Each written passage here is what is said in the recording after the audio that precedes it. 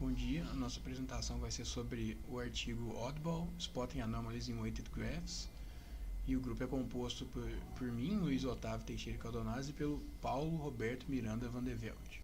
Bom, o artigo que a gente estudou, as suas questões principais podem se resumir em duas perguntas. Dado um grafo com pesos, como que a gente pode achar suas anomalias? E quais regras o nó tem que violar para ele ser considerado uma anomalia no grafo? Então, vamos ver aqui exemplos do que isso quer dizer na prática. Em um sistema de detecção de intrusos em uma rede, temos computadores enviando pacotes uns aos outros e queremos saber quais nós são mal comportados. Então, por exemplo, nesse caso, nós que estivessem enviando spams ou estivessem fazendo port scan seriam considerados mal comportados, pois eles sairiam da norma, que são os outros nós, que eles não praticam esse tipo de coisa. Agora, em redes sociais como o Facebook, queremos detectar aquele comportamento que desvia do padrão, como um usuário tentando adicionar vários amigos indiscriminadamente, que pode ser aqueles usuários que criam fakes para fazer propagandas e coisas do tipo, que também fogem do padrão que é o usuário normal do Facebook. Então, para encontrar esses nós, foi proposto um algoritmo chamado Oddball, que a gente vai falar agora nos próximos slides. A maioria dos algoritmos de detecção de anomalias se concentra em pontos multidimensionais. Por outro lado, o objetivo desse algoritmo é detectar nós estranhos em um grafo, com arestas ponderadas. A proposta do algoritmo é focar nas vizinhanças, isso é, uma esfera ou uma bola, que daí surgiu o nome Oddball, em torno de cada nó, e cada nó é chamado de ego, e é considerado o subgrafo induzido de seus nós vizinhos, que é referido como a EgoNet. E do enorme número de características numéricas que poderia ser extraída da EgoNet de um determinado nó, foi dada uma lista cuidadosamente escolhida pelo artigo, com características que são eficazes para revelar os outliers. Assim, cada nó se torna um ponto em um feature space. E agora a gente vai falar sobre essas características que foram escolhidas no artigo. Então, as duas primeiras anomalias que eu vou começar falando agora são sobre near clicks e near stars. Ambas são consideradas estranhas em um contexto de rede social. Por exemplo, na near star, um ponto ele é amigo de vários pontos, mas nenhum desses pontos tem conexão entre si. Ou seja, é muito estranho, no caso, alguém ter vários amigos e nenhum deles serem conectados entre si. E no outro caso, o outro extremo seria o near click, onde o nó ou a pessoa, por exemplo, no Facebook, possui vários amigos, mas todos os amigos estão interconectados. Então, isso também é considerado estranho e não é uma coisa normal em contexto de redes sociais. A terceira anomalia seria heavy vicinities, que pode ser explicada, por exemplo, digamos que existe um sistema de telefonia onde a pessoa liga para N contatos. Só que um desses contatos possui um peso muito grande, uma conexão muito forte. Isso pode significar que existe alguma falha de equipamento que esteja sempre rediscando para um certo contato. Mas as pessoas têm certos contatos preferenciais, só que existem, por exemplo, em um certo peso já vai além de ser um contato preferencial, já seria considerado mesmo uma falha de equipamento. E o último seria Dominant Heavy Links. Por exemplo, um nó que sempre possui N contatos, mas está sempre acessando informações relativas a apenas um nó. Isso também é um comportamento estranho que pode, por exemplo, identificar um stalker, alguém que só fica perseguindo uma pessoa o tempo todo. Isso seria, por exemplo, Dominant Heavy Links. Então agora a gente vai falar sobre os métodos propostos pelo artigo ou pelo algoritmo para encontrar essas anomalias. Informalmente, um ego ou um nó de uma network é anômalo se sua vizinhança difere significativamente da vizinhança de outros egos ou outros nós. Logo, as perguntas são: quais são as características que deveríamos usar para caracterizar uma vizinhança? Como uma vizinhança normal se parece? Para responder essas perguntas, primeiro é necessário definir as terminologias. O K-step neighborhood do nó I é a coleção do nó I, ou seja, todos os nós que estão K steps away, ou K passos à frente, e todas as conexões entre esses nós. Formalmente, isso é um subgrafo induzido. Em Social Network Analysis, o primeiro passo de um nó é especificamente conhecido como EgoNet. Então, como deve ser escolhido o número de passos K para estudar as vizinhanças? Dado que um grafo do mundo real possui um diâmetro pequeno, é preciso escolher valores pequenos para K, de preferência K igual a 1, pois de acordo com as descobertas do artigo, K maior que 1 não revela nenhuma informação relevante e poderia gerar um grande overhead no sistema. Então, a primeira proposta foi a Feature Extraction, ou extração de característica. Existe um conjunto infinito de características que a gente pode utilizar para caracterizar uma vizinhança. Intuitivamente, a gente quer escolher aquelas características que, 1. São rápidas de se computar, e 2. Que vão nos levar a padrões ou leis que a maioria dos nós obedecem, exceto os nós anômalos.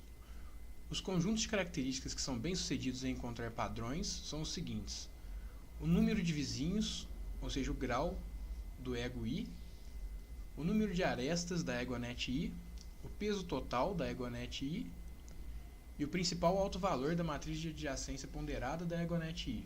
Então, como a gente encontra os outliers? Agrupando características em pares cuidadosamente escolhidos. Então, como a gente encontra os outliers? Agrupando características em pares cuidadosamente escolhidos, onde são encontrados os padrões de comportamentos considerados normal, ou seja, power laws, que são chamados pelo artigo. Identificando aqueles que desviam desse padrão, que são aqueles tipos de anomalia que a gente discutiu nos slides passados, que são a near click, a near star, a heavy vicinity e a dominant par.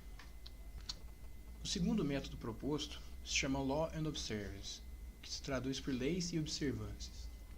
A segunda pergunta que a gente deve fazer é como se parecem as vizinhanças normais.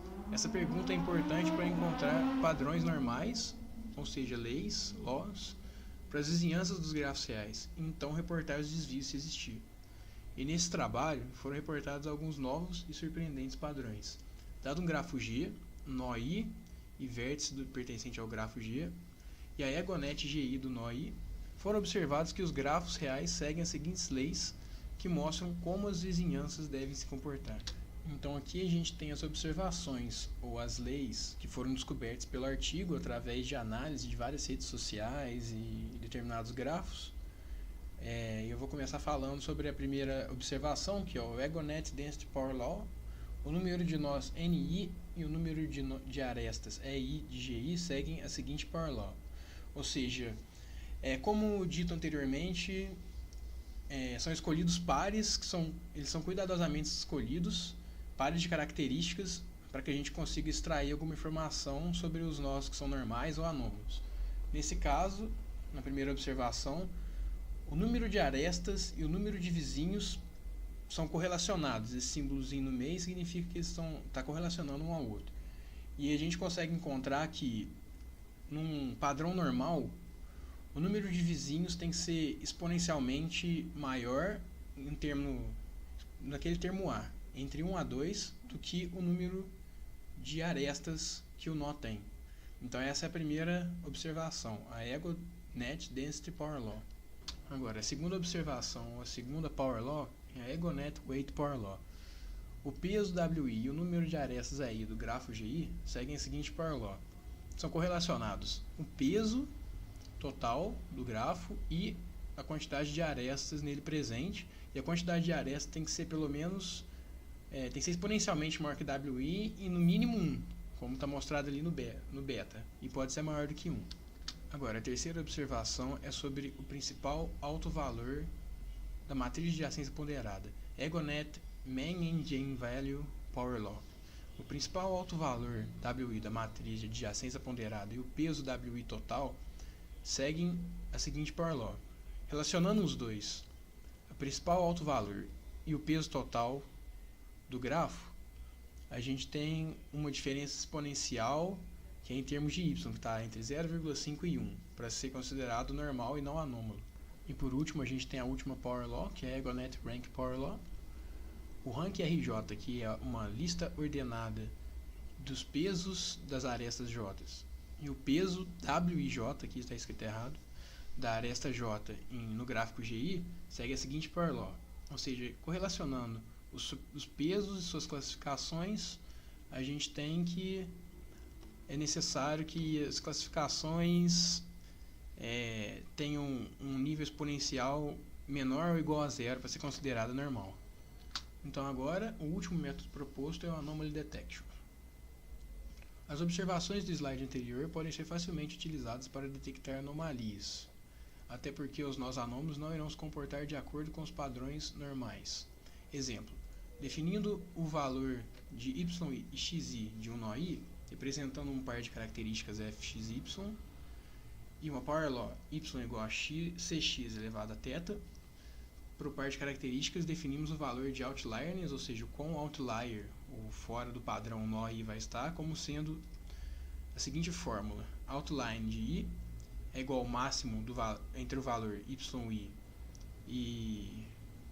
e a power law definida acima, e o valor mínimo de yi, a power law definida acima, vezes o logaritmo de yi menos a power law mais 1. Finalizando todos os nós que ambos os números de vezes que yi desvia do valor esperado da power law, dado xi, com o logaritmo da medida do desvio. Dessa forma, o outlier mínimo é zero, quando o valor de yi é o esperado de acordo com a power law definida. Então aqui nessa foto é apresentado um dos resultados experimentais do artigo, que foi realizado em 3 ambientes sociais, que foi a PostNet, Enron e a Oregon, que é uma ilustração da utilização da EDPL, a Egonet Power Law. A gente pode ver esses triângulozinhos azuis aí, são os outlines. Esse tracinho vermelho é a correlação logarítmica entre o número de arestas e o número de nós. E eles acompanham esses pontinhos pretos, que são os valores medianos. E os tracejados no gráfico correspondem às near stars e as near cliques, que são as anomalias. Então, as contribuições do algoritmo foram as ego patterns, que foi mostrado nas observações, que gera confiança para declarar como outliers aqueles que desviam. Scalable algorithm, baseado nos padrões mostrados anteriores, foi proposto um algoritmo escalável não supervisionado para detectar anomalias. E application real data, foi aplicado o algoritmo Oddball em inúmeros grafos reais, doações políticas e outros domínios, e foi mostrado que de fato foram encontrados nós onde um especialista concordaria que são estranhos ou extremos. Bom, e nisso a gente conclui a apresentação. Eu espero que vocês tenham gostado, que tenha ficado claro. E é isso aí. Obrigado pela atenção.